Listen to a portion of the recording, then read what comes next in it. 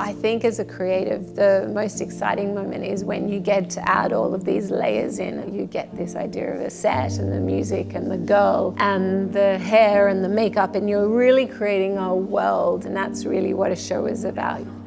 Yeah, this is beautiful, yeah. Yeah, I can leave that, yeah. We're just gonna have to pull it down.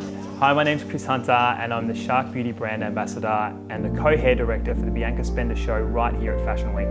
My collection is inspired by that feeling when you plunge into water. There's this sense of like letting go. There's all of this liquidity and at the same time kind of sculpture in it. But more than anything, this is like deep sense of like freedom and abandon.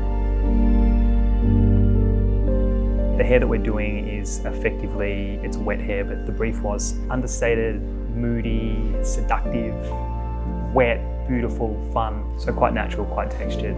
There is this wave that comes over you and it kind of just moves through the hair. So what does it do to the collar? How it frames the neck. There's a lot more individuality allowed, and that's something that I'm really excited because my clothes are all about this like individuality and expression.